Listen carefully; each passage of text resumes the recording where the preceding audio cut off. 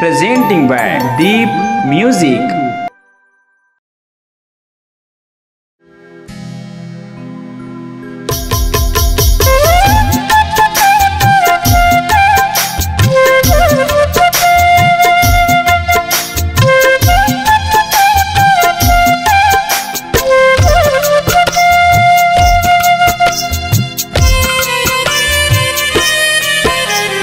दिल के पिराला रानी कौन ला दिखावा, मोर दिल के पिराला रानी कौन ला बतावा, मोर दिल के पिराला रानी कौन ला दिखावा, मोर दिल के पिराला रानी कौन ला बतावा।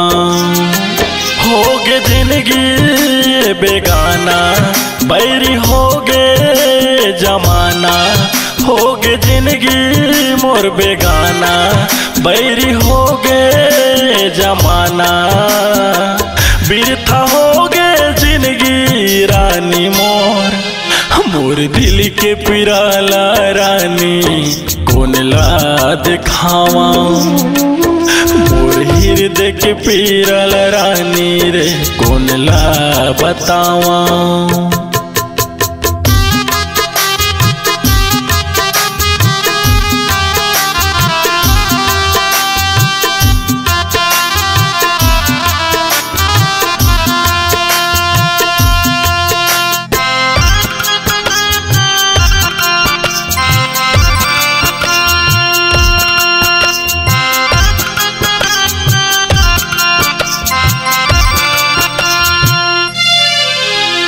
मीठ मीठ बोली हंसी ठिठोली काबर मोला फसाए हो, काबर मोला फसाए, सपना दिखा के माया बढ़ा के काबर मोला तरसाए हो, काबर मोला तरसाए, मीठ मीठ बोली हंसी ठिठोली काबर मोला फसाए हो, काबर मोला फसाए, सपना दिखा के माया बढ़ा के जिंदगी मांगी लगाए हो, जिंदगी मांगी लगाए, होगे जिंदगी बेगाना बैरी होगे जमाना, होगे जिंदगी मोर बेगाना बैरी होगे जमाना, बिरथा होगे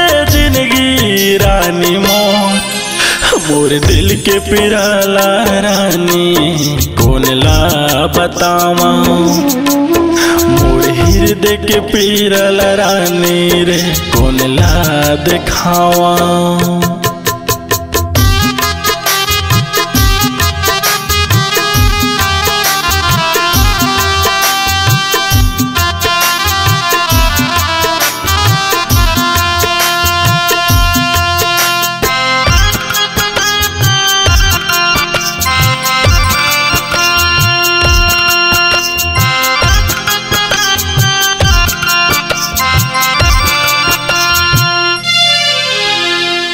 न भुलाबे मायाल मोर सुरतल राखे रहिबे ओ, सुरतल राखे रहिबे, खा के कहत हूँ क्रिया कसम जिंदगी भर निभावे ओ, जिंदगी भर निभावे, झन भुलाबे मायाल मोर सुरतल राखे रहिबे ओ, सुरतल राखे रहिबे, खा के कहत हूँ क्रिया कसम जिंदगी भर त निभावे वो, जिंदगी भर निभावे, होगे जिंदगी बेगाना बैरी होगे जमाना, होगे जिंदगी मोर बेगाना बैरी होगे जमाना, बिरथा होगे जिंदगी रानी मोर, मोर दिल के दर्द ला रानी कौन ला बतावा, मोर दिल के दर्द ला रानी कौन ला दिखावा।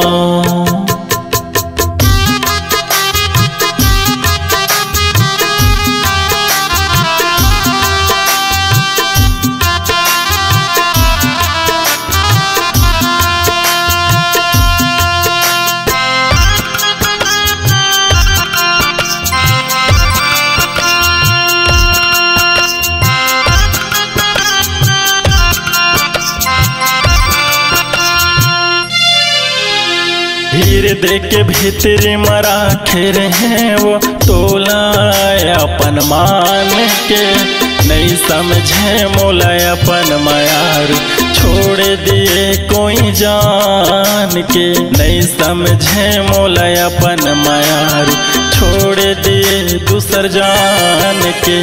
भीड़ देख के भीतरी मरा खेर हैं वो तोला अपन मान के, नहीं समझे मोला अपन मायार छोड़ दिए कोई जान के, नहीं समझे मोला अपन मायार छोड़ दिए दूसर जान के। हो गे जिंदगी बेगाना बैरी हो गे जमाना, हो गे जिंदगी मोर बेगाना बैरी हो गे जमाना। बिरथा हो गे जिंदगी रानी मोर, मोर दिल के पिराला रानी कौन ला दिखावा। मोर हृदय के पिराला रानी रे कौन ला बतावा। हो गे जिंदगी बेगाना बैरी हो गे जमाना, हो गे जिंदगी मोर बेगाना बैरी हो गे जमाना। बिरथा हो गे जिंदगी रानी मोर, मोर दिल के पिराला रानी कौन ला दिखावा। मोर हृदय के पिराला रानी रे कौन ला बतावा। मोर दिल के पिराला रानी कौन ला दिखावा। मोर हृदय के पिराला रानी रे कौन ला बतावा।